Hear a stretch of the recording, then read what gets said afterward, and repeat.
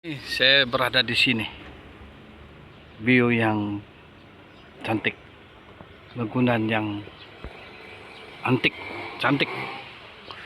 Sini dia memakut. Untuk tunggu satu customer yang dia sudah bayar, dia sudah suruh pergi road. Saya bilang tak payahlah kau turun bufot, saya bilang.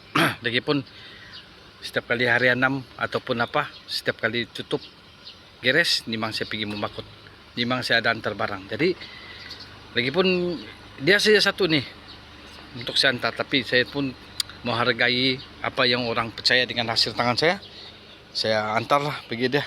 Sekejap lagi dia dari Pimping untuk Saga BBT. Jadi itulah orang bilang, kalau kita berkira sangat bilang mau tambah nimang minyak tuh minyak lah, tapi kan saya punya Saga ini pun sudah jimat minyak, buat apa lagi mau berkira. Jadi untuk bisnis jalan kita atur sampai jadi kan, supaya lain kali apa customer mau dia boleh cari balik sama kita. Oke teman-teman, cantik kan teman-teman. Oke teman-teman, kita jumpa lagi.